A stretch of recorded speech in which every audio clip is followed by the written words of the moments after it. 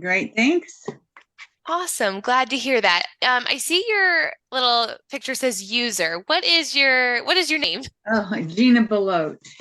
Gina. It's awesome to have you here today. I was like, I don't know what your name is, so I was not gonna refer to you as anything. It's awesome to have you here. How's your day been so far? So far, so good. It's weird that that came up because usually it defaults to my regular name. Zoom sometimes just does funny little things, I think. Gina, where are you located? California. California. Awesome. And what school are you associated? Moreno Valley High School. Okay. Awesome. We'll kind of go through, we'll give it a minute, but generally we start off with asking everyone to just introduce themselves in the chat and what AVID grade level they teach, just things like that. So if you want to pop that in there, that would be awesome. And we're just waiting. Brandon, you want to give it just like another minute or two for the other people to join? Yeah, that sounds great. Okay, awesome.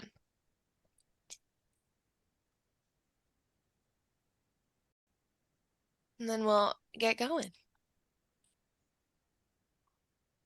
Got a storm rolling here in Asheville, North Carolina, so it might get dark on my side of things. I'll turn the lights on if it gets crazy, but I can see the Oh clouds. no. Thunderstorm? Is that Yeah. hopefully not too bad? I wonder if that'll make its way to Charlotte later. Who knows? Like, I we'll have to see. do love a good thunderstorm, though.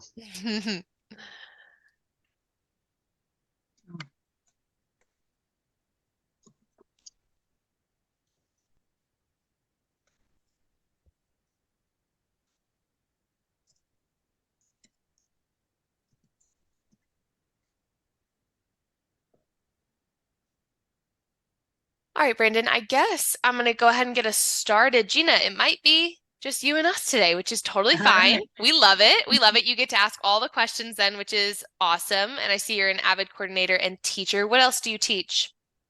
That's it. I just avid elective. Okay, what grade? I'm just coming from middle school. I just got this position as avid coordinator, so Oh, I will congrats. have two sections of 12th grade and two sections of ninth grade. Okay, I love it. That's awesome. Kind of both ends of the spectrum there, which is it's Yeah, great. I'm sure that'll be kind of fun to see like different growth, different development, different focuses. It's kind right. of that's awesome. Well, I love it. All right. Well, we'll go ahead and get started and then as people pop in, Brandon, how many people do we have signed up for this one today? So there were four additional folks that might be popping in. Keep an eye on my email too to see if anyone's having trouble or can't make it. So we'll see. Perfect. I love it. Okay. Otherwise, Gina, this session is very interactive today, so you can ask us any and all questions. We're going to be talking all things AVID and Packback. And so we'll go ahead and kind of jump into that. All righty. So I'll start off with just a quick agenda. So we're just going to kind of intro, we'll look at the Packback platform overview. We'll look at Packback questions and then Packback deep dives. And then part two of this session is actually creating your community, any questions, and then next steps. So I'm going to toss it over to Brandon to introduce himself, and then I will jump into introduction for me. Well, it's lovely to be here with you. My name is Brandon. Essentially, my role at Packback, I'm a curriculum consultant. So what that means is I work with teachers directly to assist them in implementing Packback. Talking about curriculum, building prompts together, just really any kind of support that you need throughout that process. And then I'm also a former educator myself. I taught K through 8 music and science and social studies and language arts and drove a school bus and all sorts of fun things. I love it. Thank you, Brandon. And then my name is Caitlin, and I am the Strategic Partnerships Account Manager here at Packback.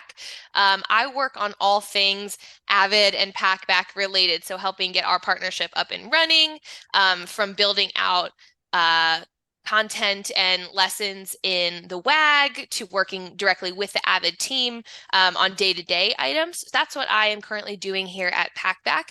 I'm a former high school English teacher and AVID 9 teacher. So when you said that, I was like, oh, near and dear to my heart, which is great. And that's what's really exciting for me is like, it's kind of a full circle moment where I get to now support two things that like really go so well together. And so we're excited to be able to talk to you about both today. So I'll just jump in. Do you have any questions, I guess? Are there any questions you want to start with, or do you want me to kind of jump into what Packback is and just start with there and see if questions come up? Yeah, I mean, I looked at the little video that, came just to kind of get an idea of it. And is this initially this rollout for AVID? Because our principal is also, our school-wide focuses this year are reading, writing, and organization. Love And it. so he's definitely interested in seeing, how this would benefit all of our students and not just our AVID students.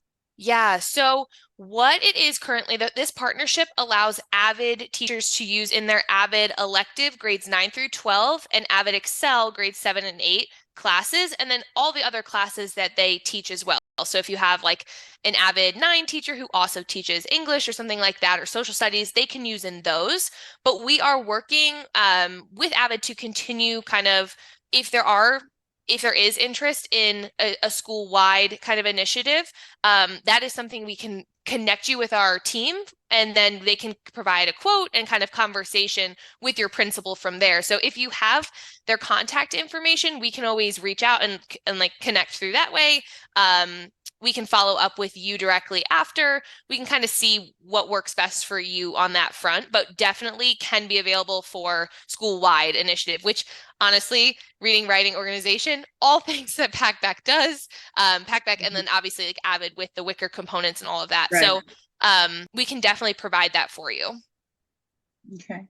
Perfect. I love it. So I'll kind of walk us through, and then if you want to put that information in the chat, or we can grab it at the end. Either way, that sounds perfect. So I can give you a little more information now. Well, and I know that he has, because he forwarded me the email for this, and he had already put his name in, and so you guys had sent this email out to him for the training, and he forwarded it to me. Oh, perfect. You should have that info already for him. Okay, awesome. That sounds great. Brandon, we'll just make a note of that and make sure to follow up there. That's perfect. Awesome, Gina. All right, great. Let me jump into what is Packback. So Packback is a writing tool that supports discussion and long-form writing assignments. We've got two different components to our platform. The first one being Packback Questions, which is our inquiry-based discussion. That's where students are creating their own questions and really building authentic conversation, hitting on all components of Wicker, really like driving that collaboration, writing inquiry. It's really interactive and engaging. And then we have Packback Deep Dives, which focuses on essays and writing assignments. So building out, any essay that they have, any kind of structural component. Packback Deep Dives gives them feedback as they are writing in real time to support kind of all Wicker needs and all critical thinking writing skills. With this, Packback started 8 years ago, and we became the market leader around AI instant feedback. Across the country, we have schools in every state using Packback. And then 2 years ago, we started in K-12, in a large part because of the interest driven from state schools using down the street of K-12 institutions. And this is really how the Packback and AVID partnership came about. Districts were like, Packback, we want to see you in AVID. And then that kind of built the conversation from there. So it was a very organic kind of structure, and now here we are getting ready to do the full launch in August, which is really exciting. So Packback is teaming up with AVID to support all students in really helping them find their voice and honing the skills needed for their college and career journeys. AVID has over 4 decades of experience supporting students as they work on college and career readiness. And through this partnership, AVID will be able to support students in a new age of learning through the use of Packback's AI instant feedback for students writing and helping them to develop the skills that they need to really be prepared for their futures. And as I mentioned, Packback's available to AVID elective teachers grade 9 through 12 and AVID Excel teachers grades 7 and 8 as part of membership. So Packback is just as much a pedagogical approach as it is a platform. And our platform is built really on two pedagogical frameworks, and that's Bloom's taxonomy and self-determination theory. So really thinking about Bloom's, I really connected to causes a lot, right? Like building in that inquiry, helping students embrace asking questions and not just these like kind of low-hanging fruit questions, really pushing them to build up that inquiry and critical thinking skill. And then self-determination theory really comes from that intrinsic motivation because students have autonomy. They're getting mastery in the material and they're really able to connect to the purpose. So as two entities rooted deeply in pedagogy, Packback and AVID go hand in hand to support students in their learning. Packback is also focused on supporting teachers to help lighten the workload and allow you to focus on the things that matter to you, which is really the content. We know there are many pieces that educators today have to take care of. And so Packback really cares that it's helping to support teachers as they are trying to do the best for their students as well, and really supporting students on that back end with that feedback component. So with that, I want to see, do you have any kind of questions about just a general overview of how the platform, what it's kind of rooted in? No, I mean, like I said, this is all familiar to me from the video that I watched. Perfect. I love it. Yeah. Love it. So before we kind of move on and I let Brandon jump into the platform and he kind of takes off showing that, I would love to just know, like, what does student motivation currently look like in your classroom or school, like post-pandemic? Do you have any key pieces here? Yeah, I mean, just whether it's, middle school through high school, so many of the kids are just so, I feel, apathetic and disengaged and struggling, because they've got a lot of missing pieces. Mm-hmm. And so, we need something that we can get them back on track and motivate them. And I'm hoping that this is something that's going to provide them a lot of support so that they can see, relatively quick success and that writing is not so tedious. Yeah, I think that is a common kind of struggle that we've been hearing. And I think what Packback does really well is kind of helps coach students up so that they feel confident in their abilities and they feel like, oh, okay, I can do this, so I'm going to do it. And it's kind of a fun, engaging way for them to do that. So thank you so much for sharing that. That's great. And we definitely are working to support some of that apathetic ness that we are seeing as well. So perfect. So with that, I'll just quickly introduce Packback Questions and then I'll turn it over to Brandon here. So Packback Questions is a student-centered, inquiry-driven approach, and the product has been in development over the last 8 years. And this is, again, the reason why we were introduced to AVID, because a lot of the districts that we work with wanted to see Packback Questions utilized in AVID. Brandon, do you want me to go to the next slide and take that one, or you want to go, you want to talk about this one? Yeah, so I'll talk a little bit about this one and then we'll actually dive in and take a look at the platform. But this is what students see when they're writing a question or a response on Packback Questions. So really what we want them to do is own the conversation. We want them asking the questions and responding to one another. And so when they're doing that, they're getting real-time feedback. So the categories that they're getting feedback on are on the right-hand side, and just letting them know what they need to do to improve their score and make sure that what they're putting out into their classroom community is high quality. As they make those changes, the feedback will go away. So they'll know, okay, I've addressed that. I can move on to something else. So when you're talking about a discussion, is this a digital, online discussion or a verbal discussion in class? Great question. Yeah, so it's an online discussion. A lot of teachers do like to bring those questions into class, though, so it can be both. But the assignments themselves will live on Packback's platform, and then they're auto-graded and all of that too. So we'll take a look at what that looks like. I think it'll be a little bit more clear in context. Okay. The website too. So let me go here. Go ahead and snag the screen share, Caitlin. Awesome. Okay. So the platform itself, what we're looking at right now is Packback Questions, and this is both what it looks like for teachers and what it looks like for students. The only difference for students is they won't have this manage assignments button at the top. That's just for teachers, but visually it looks the same for both. So, it's organized in open and closed assignments. Closed assignments would just be any discussions that either haven't started yet or the deadline has passed. And so students can't add more things to that discussion at that point. Open assignments are able to be interacted with. So kind of to talk about like building these out first, if I want to add a new assignment, the first thing I'm going to do is name it. And then I can add start and end dates to this. I alternatively can just keep it as an open discussion if I want it to be. And then set my time zone, whether I want my grades to be in percentages or points. And then from there, I'm setting the expectations for what the students need to do within the time frame I've created. So I might say, I want you to ask one question and respond to 2 of your peers in this 2-week period that I've set. Within that, we'll talk more about the curiosity points, but this is the minimum score they have to achieve in order to receive credit on those questions and responses, and then how you would like the grade to be allocated for that. So that's kind of like how you set it up. And then once students are interacting with it, what it looks like is this. So they'll click into one of their assignments.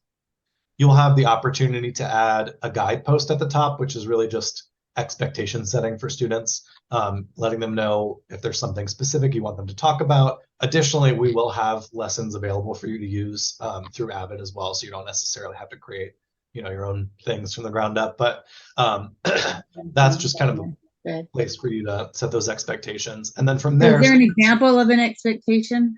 Oh, yeah, sure. So this one here, they're reading an article. And so this is just saying, after reading the text, share a solid, open-ended question about any financial aspect of college. Be sure to provide some context to it with referencing the reading. That would be ideal. Once you've posted your question, reply to 2 other questions with your thoughts and opinions. So just kind of like a basic guideline of what content you want them to talk about and what their expectations are. From there, if I'm a student, I'm going to click this big red button to ask a question. And then the feedback is going to show up on the right-hand side. So at the beginning, we give them some initial scaffolding because the AI needs 20 words to start giving them feedback. So for right now, I'll just go ahead and add some demo text so you can see this in action. But as I'm writing, I'm getting this feedback on the right-hand side. That's all going up into the curiosity score. So the curiosity score is really intended as an effort level benchmark. Packback questions is a formative assessment. We want students practicing these skills and just perpetually making their writing better. So all of these things kind of contribute to that curiosity score. The first one, curiosity, is all about depth, really. We want them writing more, asking really quality open-ended questions. So for here, like you can see that I have a closed-ended question, which is actually going to cause my post to be flagged. We won't let students post closed-ended questions because they don't really lead to good in-depth discussions. So I'm going to change this to how does instant feedback affect my writing? And once I've addressed that feedback, it's just going to go away on the right-hand side. So I know I've addressed it. I can move on. If it was really affecting my curiosity score range, that will change too. Credibility is getting them practicing setting a source. So we've got a box for them at the bottom where they can include a source. That gives their peers something that they can interact with while they're responding to their question. Also just helps to give them more credibility in their questioning. Communication is all about formatting, readability. They're putting like one. So you're saying their peers, are they all working on the same prompt? So they'll all be responding to the same guidelines that you've set them. Uh-huh. So you might, whatever you're studying at that particular moment or what you'd like to discuss, they're writing their own questions about that. Okay. So they're each going to write their own question, and then they're going to respond to their peers' questions that they've asked. Okay, so they can see what each other is doing and respond to that question. Exactly. So they're not responding to their own question. Right. They're responding to someone else in the classroom. Yeah. Right. Which would tie into tutorials as well. Exactly. Yes, and we'll actually have Packback will be incorporated in the tutorial unit. So we have 12 lessons that are going to be in the WAG and then 12 in the DPG that we are making. So those will be available. There'll be introductory lessons on like what Packback is, how it works, kind of scaffolding that for students to make sure, they know how to use it and everything.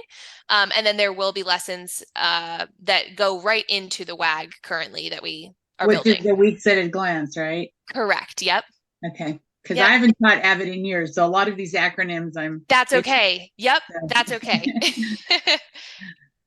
Excellent. And we'll be here through that whole process too. So if anything ever comes up and you're like, what do I do? We'll have office hours and you can contact us anytime you need to.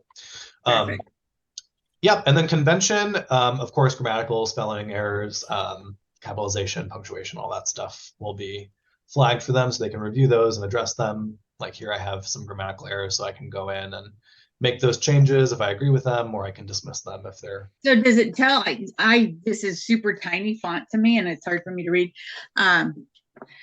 So when they make an error like that, whether it be a spelling or punctuation error or something, does it tell them what they did wrong, or it just tells them they've done something wrong and they need to fix it? Great question. So here it's going to tell them if they've misspelled something, it's going to tell them what the substitution is recommended to be. When we go into deep dives, which is the long form writing tool, you'll see a lot more sophisticated feedback that gives them a little bit more context about what they need. But this is really just giving them like, it looks like you meant this. Do you want us to go ahead and substitute that for you? The reason for that is because it is designed as a formative assessment. Convention actually doesn't factor into the curiosity score. So grammatical errors aren't going to affect the curiosity score. We're just giving them that practice. Partially because it's a formative assessment and also because we want to take care of our English language learners too. So they'll get that feedback, but they won't have a lot of context in this side of the platform. Excellent.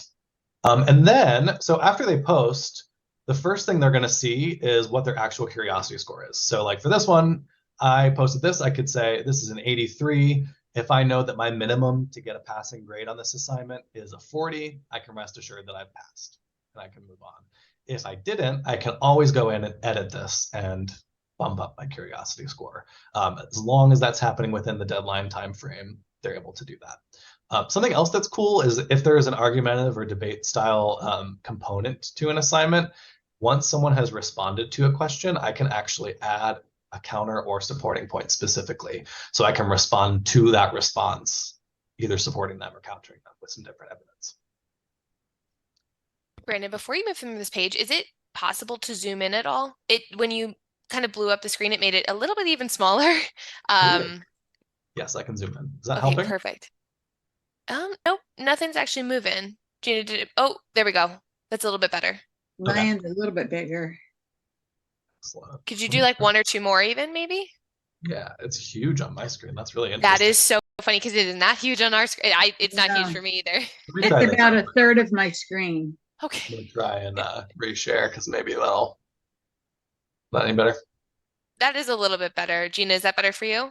Mine is the same as it was when he was enlarging it. Really? Yeah, I mean, my screen is this wide and the text is about this big there. Very interesting. Yeah. And I have two different screens because I have my laptop and then a bigger monitor, and it looks the same on both. So when you're inside the platform, which you'll see later, it's actually big and you'll be able to see everything. I think it's just the full screen presentation mode at the moment. Right. Excellent. So actually what I'll do is I want to can you help me understand the reason for this particular portion of it before we get into the deep dives? Yes. So really the reason that someone would use Packback questions is really for an inquiry-driven discussion that students are leading. So we want them in charge of the discussion, asking their own questions and responding to one another to just kind of like dive into content in a formative playground, so to speak.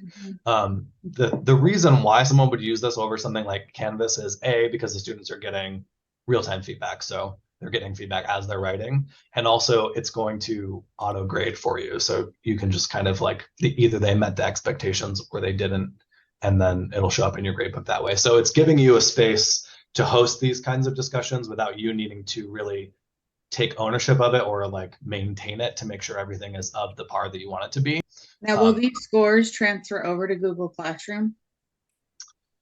So yes, they will transfer over to Google Classroom.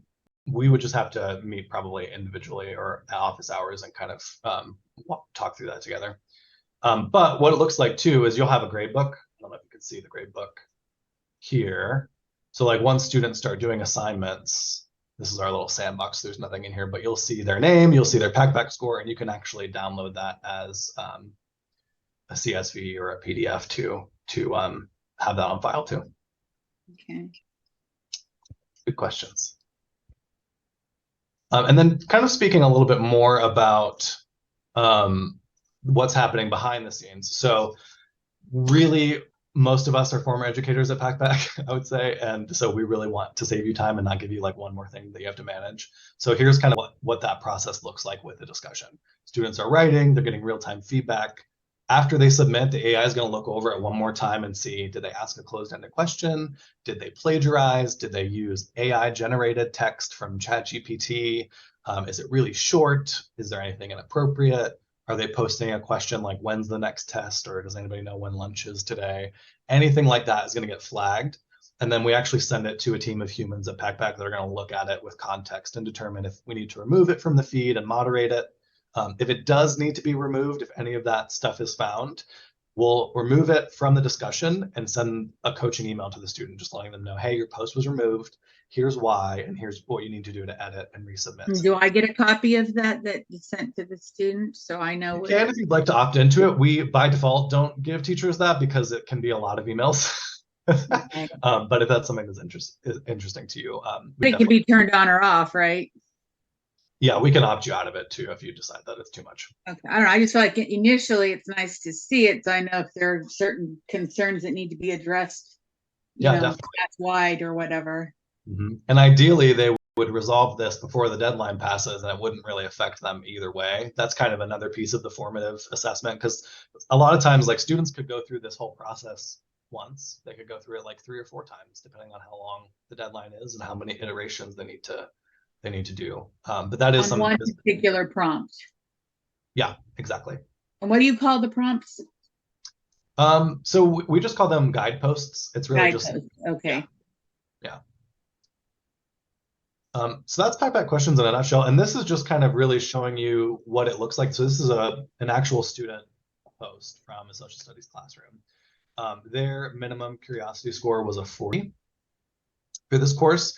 So in their second week, their question, they received an 8 curiosity score. They only posted a question. They didn't receive credit for that post because they didn't hit that minimum curiosity score. This particular teacher is a teacher that I work with.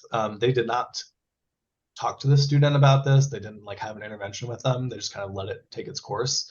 And then a couple weeks later, for their next assignment, the student asked a really great question, provided some description, even included a source, and bumped their score up to a 75, just kind of on their own.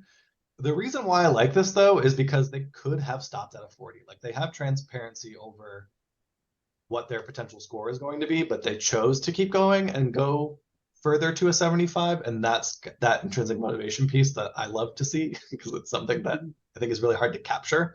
And so I just always love sharing this because it makes me happy. Got it. Yeah, and we tend to see that week over week growth in Packback because students are picking up on, the feedback and then also what their peers are doing. Those models are constantly there for them. So it really just kind of supports leveling up everyone, no matter where they're coming in and where they're starting. Right. So the next bit, we'll talk a little bit about Packback deep dives. And this is, as Caitlin mentioned, our long form writing tool. Could be for short answer to really any writing that is intended as a summative assessment. So any writing that you're going to grade, this is kind of the tool for that. And what this looks like for teachers and for students are getting a digital writing tutor that is giving them instant feedback, much like the discussion, but much more in depth. The feedback on deep dives is tied specifically to the rubric that you create. So they're getting, research quality feedback. They also have a research assistant. So if there is a research component, as they're putting their sources in, we'll tell them how credible that source is. We'll give them context about why it's being flagged that way. So things like it's from a trusted domain, it is regularly cited on academic journals, things like that, or things that we look for in a high quality source. Conversely, if it's not high quality, why are we flagging it that way so that they can make better choices in the future? And then on the teacher side of things, you're customizing the rubric to give the AI a starting point for giving students feedback. When you go to grade their papers, it's going to recommend scores for you in all of the mechanics categories. So it's going to say, all of these mechanics categories, here's what we'd recommend for the score based on your rubric. And then you can spend more time grading content specifically and not having to go through with like the red pen and grade for grammar and all of that. So I'll show you what that looks like. And let's dive over to deep dives. Is this legible? Yes, it's small-ish, but it's legible. Very interesting. I'm gonna send you a screenshot later just so you can see how big it is on my screen because it's funny. Perfect. But anyway, when you're in Packback, all this is navigated to on the left-hand side. So the top portion is all the discussion settings. And then deep dives is going to live over here where it says Packback deep dives. And you'll just click on assignments, which will take you to this page. So if I'm a teacher and I want to create an assignment, I'm going to click this red button. And it walks you through the process, very straightforward. If you have prompts you've already created, you can select those and just pop them right in there. If you're creating a new one, it just walks you through the process of setting a prompt title, a short description I like to think of as a subtitle, and you'll see what this looks like to the student in a moment. So it could be a random prompt or it could be content related. Yeah, anything you want could go in here. And then the long descriptions where you just kind of put the bulk of the expectations as far as what content you're looking for from students. Guiding questions are really cool because they are questions that you want students specifically to answer while they're writing. And then when you go to grade their assignment, you can actually click that question and it will highlight where we think they've answered that question in their piece. So you can find it really quickly. It also tells you if they probably didn't answer that question. So that's a nice thing to have. Then you can add any resources you want them to interact with while they're in the writing process. And then this is kind of where the magic happens. So smart rubrics, if I go to create a new rubric, this is where I'm telling the AI what I expect from my students in these mechanics categories. So it's customizable. You could say, word count and depth. Maybe I have a minimum word count I want them to reach. Maybe I even have a maximum I don't want them to surpass. I can even block their submission if they're outside of that range. So if they submit something that isn't in that range, it will say, actually, you're not in the word count range. Work on it some more, and then you can submit. You can determine how many points this is worth. This category is also giving them feedback on repetitive text. So, if they're using the same sentence 5,000 times, it'll say, hey, you should change this up a little bit. Maybe find a different way to say that. And of course, any of these categories, you can choose not to include them. If they're not included, it won't be part of the grade, but they're still going to get feedback on it. Grammar and mechanics is looking at all the things in Packback questions, but also some more nuanced things like active and passive voice, consistent narrative voice throughout the piece, that sort of thing. Flow and structure is all about readability, paragraph length. Are they using transitional words and phrases between their paragraphs so that it flows from idea to idea really nicely? Hedge words, things like that, they'll get feedback on there. If there's a research component, this category, research and citations, allows you to set a minimum number of sources, and it just keeps track for students while they're writing so they can tell when they've reached that threshold. It also gives them that credibility feedback that we were talking about before, and we'll see that in action in a moment. And then formatting, of course, you can determine if there's a format you'd like it to be in, and it'll just guide students in citing their sources appropriately, depending on that format. And then you'll just leave your content criteria at the bottom, any specific content things that you'd like them to address or accomplish and what those different levels look like for you. And of course, the score for that. And then you can give it a name and save it for the future. So if you're using the same rubric for a lot of different assignments, you only have to create it once, and then you can just keep using it. After you've done that, you just assign it to your folks and then determine when it's going to go live for them, so you can have it released to them on a specific date if that's valuable, and then whenever it's due, and whether they're allowed to submit after the deadline has passed or not. Now, question on the plagiarism piece. Let's say I assign this to multiple classes. Will it catch it if one student is doing the exact same thing as another student? Yes, it will. So we check for plagiarism on Packback and on the internet. So even in Packback questions, if somebody copies a classmate's question and pastes it in their own, that will be flagged for plagiarism. Okay. Just like it would if it was something they pulled from the web elsewhere. And I'll show you what it looks like when something is flagged for plagiarism too. But if I'm a student, let's take a look at the student view now. If I click on this prompt, this is what it's going to look like. So I'll see the prompt title at the top. Here's that short description I was mentioning there. And then the overview, which is our long description, guiding questions that I have to answer, then a little snapshot of the rubric and my source that my teacher has recommended that I interact with. If I want to see the full rubric, I can just click in here and I'll see all of the content criteria and those mechanics categories there too. The only thing that students won't see that you will see are the submissions and feedback tab. That's just for teachers, but visually, this is exactly the same for students. And then if I go to write my deep dive, the first time I interact with a prompt, it's going to have a red button right here that says start my deep dive. Really easy to see. Since I've started this one already, I'm just going to click it to edit. And so this is what students are going to see. They'll see this Word document on the left-hand side, and then the right-hand side is where all of that feedback comes in. So it's really similar to Packback questions in terms of how it's structured. It's just a lot more in depth and it's rubric specific. So if I look at flow and structure, for example, I know that this category on my rubric is worth 9 points. I have a little graphic that tells me how I'm doing in terms of those expectations. And then any feedback I need to address is going to show up here. Mine's looking pretty good right now because I've done some work on it. But if I click in to see all the feedback, this is exactly what you see in the grading experience too. So you'll see this rationale behind this. So anything they need to address, like if I go back to grammar, I know I have some stuff in there that I need to look at. So it'll say warning here. And then if I'm looking at it just kind of at a glance, it has unreviewed grammar errors that are going to show up in orange for me to take a look at. But when any they of those, open this up, they're just going to have their prompt at the top and then a blank page. yes, exactly. Yeah. Okay.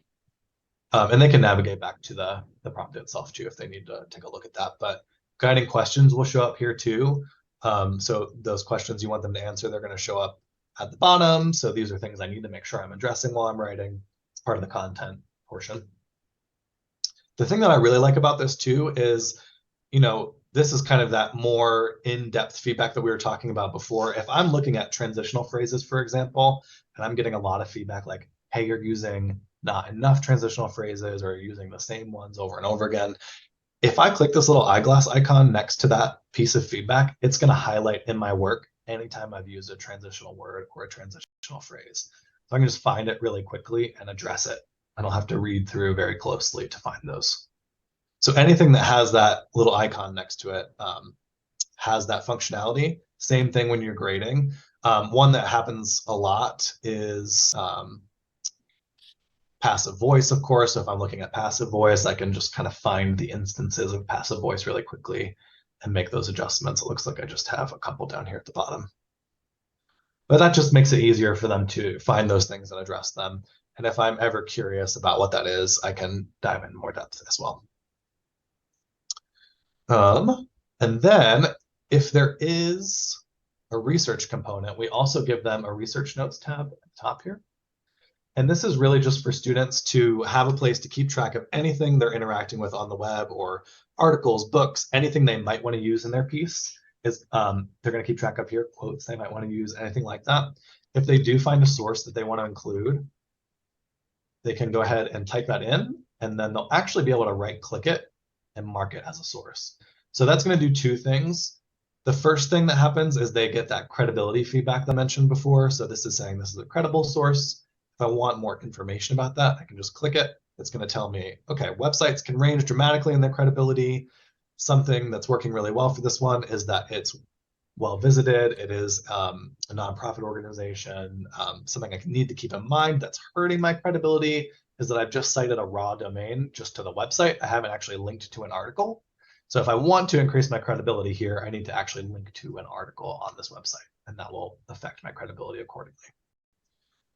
And then the other thing it does is it starts to generate a citation for them in whatever format you chose when you set up the assignment. So it's going to put in the information that we're able to find from that citation and just let them know in red what still needs to be added in order for it to be completely valid.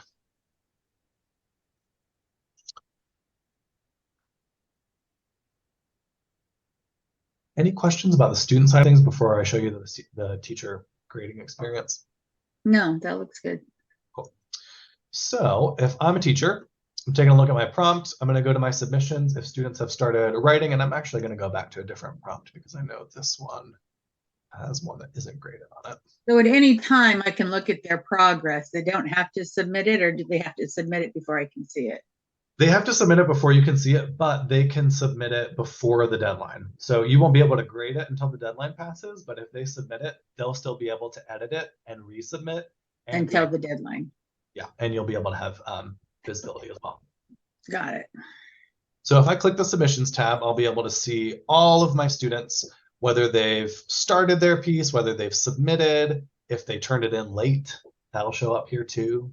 And then if I just click this blue grade submission button, this is what the grading looks like. So I'll see the student writing on the left-hand side. And then on the right-hand side is all of that AI grading assistant. So those grammar and mechanics categories that we set the parameters of in the rubric are going to show up here. These are the scores that are recommended from the AI based on the rubric. So here it's saying, research citations, we're recommending an 8 out of 10. If I'm not sure why, and I kind of want to see some rationale, I can click in here and it's going to tell me they just didn't meet the source number requirement here, which is why I'm recommending that score. Now, can I feel 100% confident that when the AI scores it or grades it, that it's accurate, or is this something I need to go back in and double check and make sure I agree? Or that's a really good question. So what this is intended as just a suggestion. You can edit this, so you can always change it. But like, for example, if I'm looking at grammar and mechanics, they're getting a 4 out of 5. If I click CY, I see the breakdown of the weights here. And so like what I'm looking at the top, most of this score is coming from grammar itself, and they did not receive full points in that category. If I want to see what exactly was caught, I can click the eyeglasses and it'll tell me these are all the grammatical errors that affected their score. So I guess my concern is that, if I feel like I have to go back and double check each thing, that's still going to be quite time consuming. Yeah, what most teachers do here is just take a look. If they're curious about, like, if it's saying a 4 out of 5, they'll just come in and say, oh, it looks like they didn't have appropriate grammar, but everything else worked out. I'm actually going to bump them up to a 9, and then they just move on. It's pretty quick. Okay. And just for your peace of mind, because I would want to know this if I were in your position, we actually, while this was in beta testing, we were working with a large group of teachers who were beta testing it, and just kind of like determining how many times they agreed with the AI on these categories, and it was like 85% of the time they agreed. So it wasn't anything wildly different than what they would have put in there. But it is just a suggestion. So if you do disagree, or a student needs accommodations, you can always tweak that. And I think we do recommend, like we always recommend looking through it, but the goal is to save you time. So like what we heard a lot from teachers was like, I read everything twice, once for like grammar and mechanics and the next for content. So this is supposed to help alleviate some of that lift on you. You should still be checking for content because you are the content expert, not our platform, right? But it's supposed to just help kind of alleviate that initial lift component and give you a really good starting place. Right. And just make it easier to skim through for stuff like that. Because if I'm looking at grammar and it's like, gosh, I could read through and find all the grammatical mistakes, or I could just do this and highlight them and see if I agree or disagree. Like right here, this is just because So now let's say I have in my 9th grade AVID class, they all have the same assignment for their social studies class.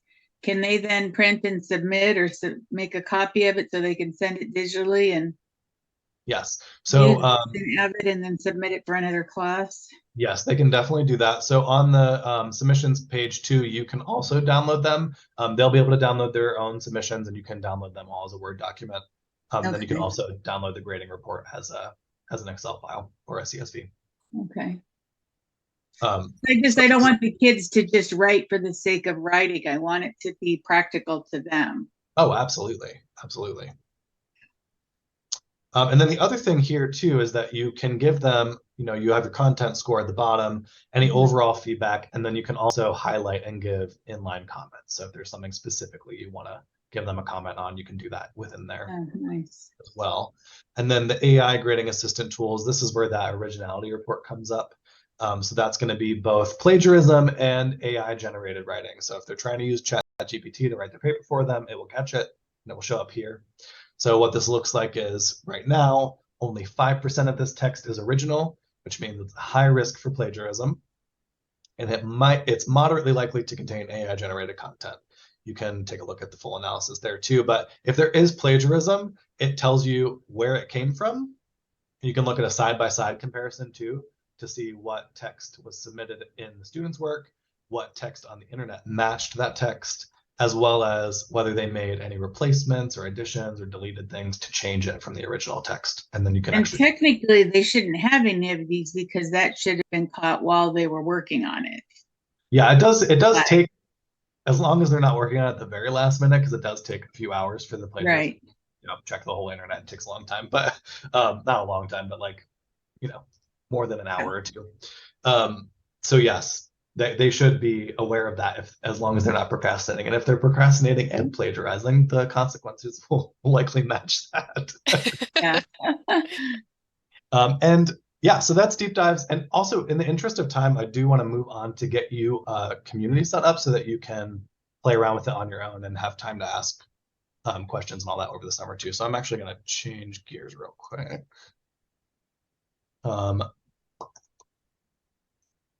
Okay. Gina, while he's doing that, I'd love to just hear like your initial thoughts about how that could impact AVID for you.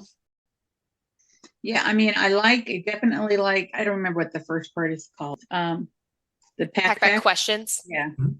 Packback questions. Okay. Just getting them thinking and getting them to pose good questions, which I think will be really beneficial for our tutorials. And then just building their confidence and giving them that constant support. And it could be in any variety of subjects. It doesn't have to just be one assignment. Just building that confidence and support for them when they're having to do their writing. 100%. They're going to turn in, a better quality product ultimately, which, will result in better grades. And then, they're learning how to write quality, papers in the process so that they don't have to be reliant on this forever. Yeah, right. I love that. That's excellent. Awesome. Yeah. So I'm going to go ahead and share this link in the chat. If you click that, it'll take you to a page that looks exactly like the page that I'm projecting right now.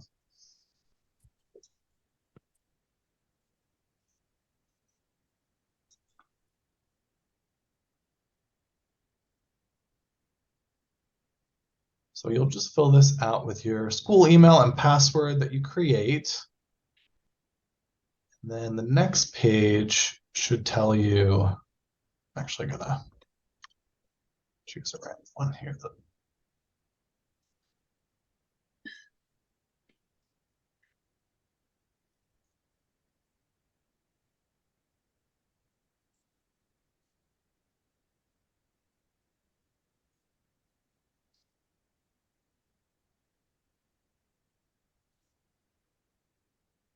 I'm not a robot, but I work with some.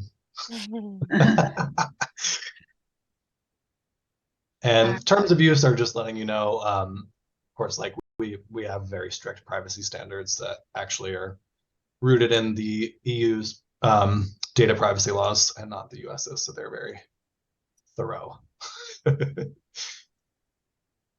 So you'll just agree to those, and then put your name and your school in. I'm looking, clicking this link.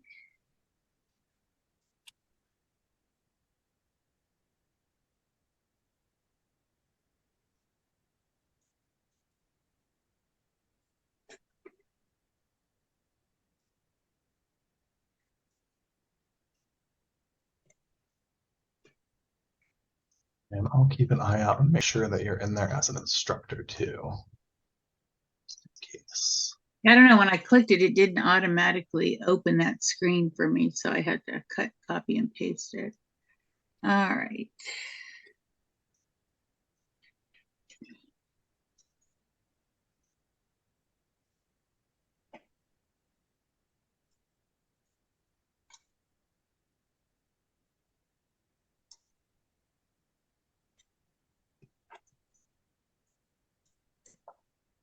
I'm so curious and I want to do some investigating about why my screen looked so small because it didn't do that yesterday. It didn't. I know, Brandon, it didn't. We were, Gina, we were running one of these yesterday and it looked perfectly normal, so I don't know. Very odd. Clearly, I'm the problem child. Oh, I don't know. No. Zoom's been pretty wonky today. It's not just this meeting. Okay, I am not a robot. Oh, I have to create a password? Yeah, just something that, and if you forget it, we can send you a password reset too. It's Okay.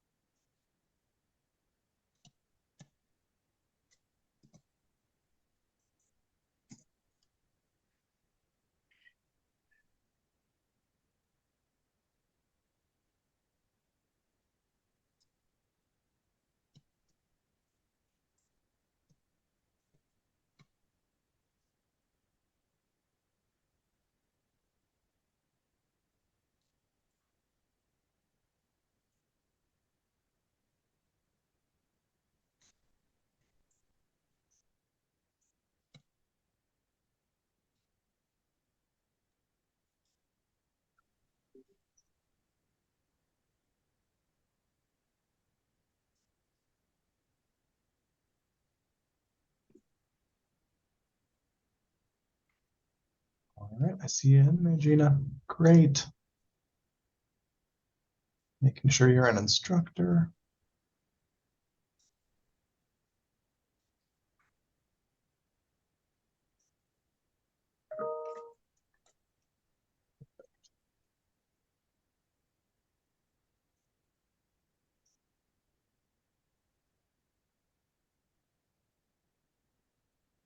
Okay.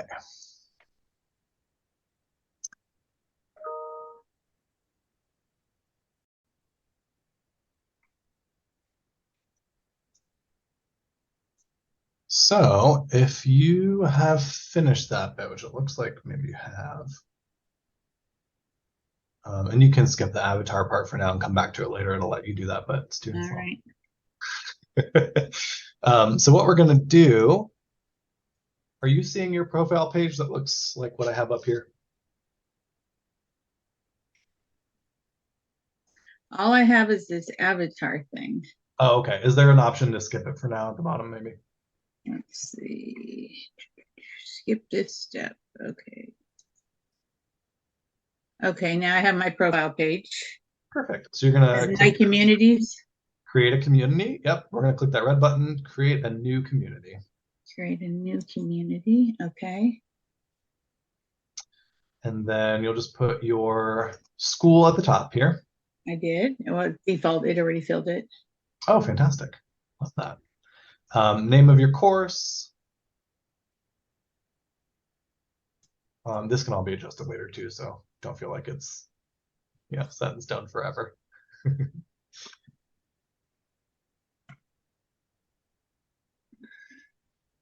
And then for the approximate number of students, you can really just estimate. Okay.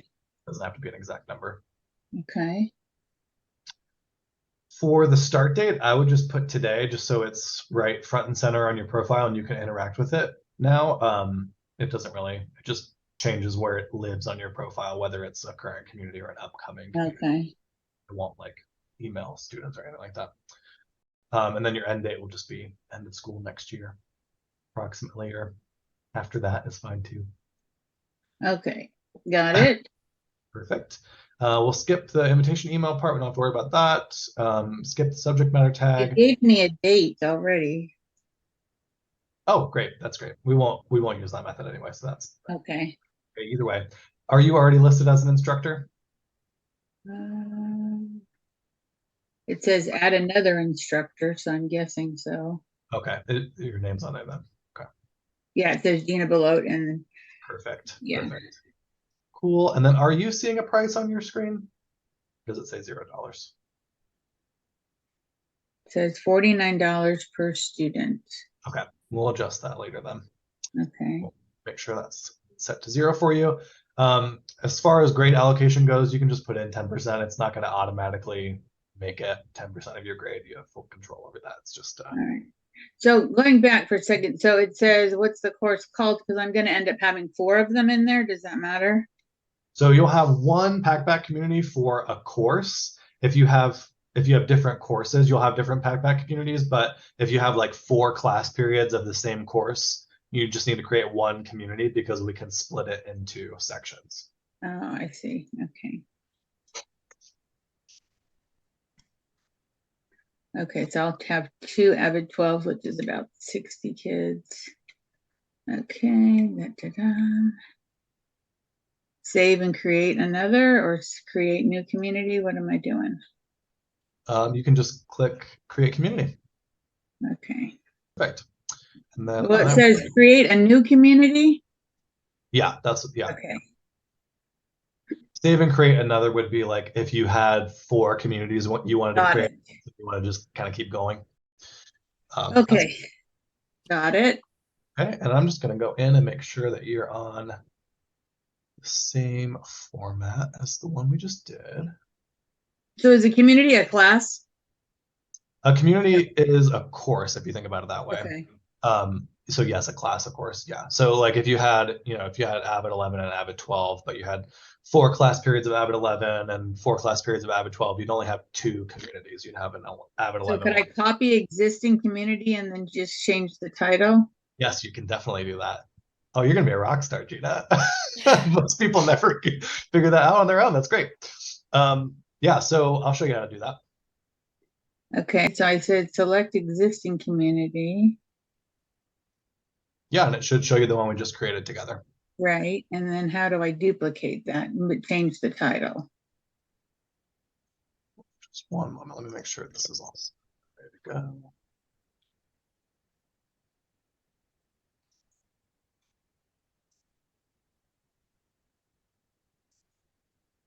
Okay.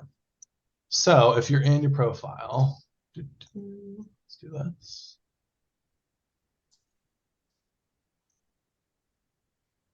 Oops.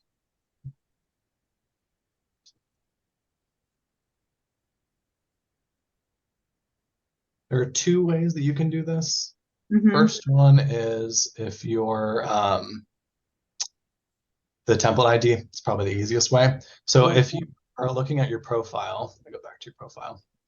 This community that we just set up together, if you click that, at the very top of that community, you're going to see a blue button that says View Course Details.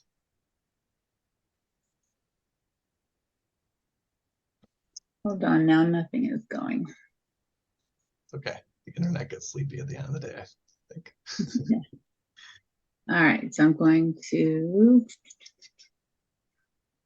on my profile. Cool. So you're going to click the community we just set up together. And then you will click View Course Details at the top. Going very slowly. That's okay. Oh, it says I need to verify the email address. Ah, okay.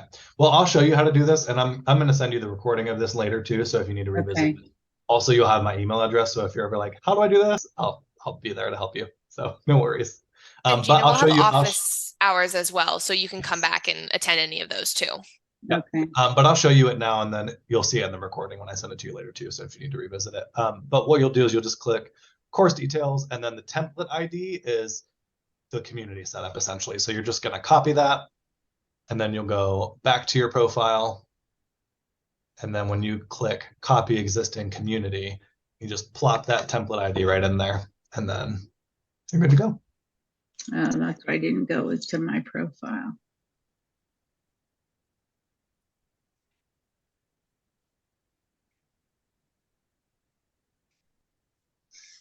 Okay, I'll play with it and figure all that out. Yeah, that's perfect. You have a first one in there and it's all set up for you. So I'll make sure that that price is changed for you. And so just to give you an idea of what will be I stop sharing too.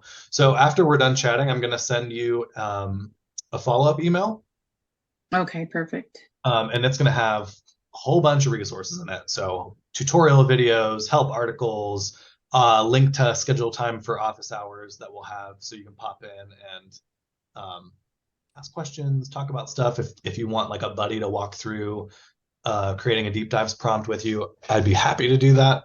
A lot for folks. So all of that will be coming to you, and I'll send along a recording of this too. So if you ever want to revisit anything that we talked about today on your own, you'll be able to do that. Perfect. Great. Gina, do you have 1 extra minute to stay in Sure. chat?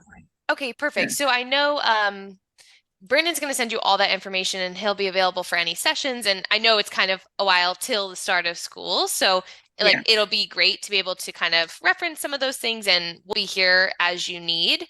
And I know you mentioned that your principal was kind of interested and sent you over. So I invited Ayana and Mehedi from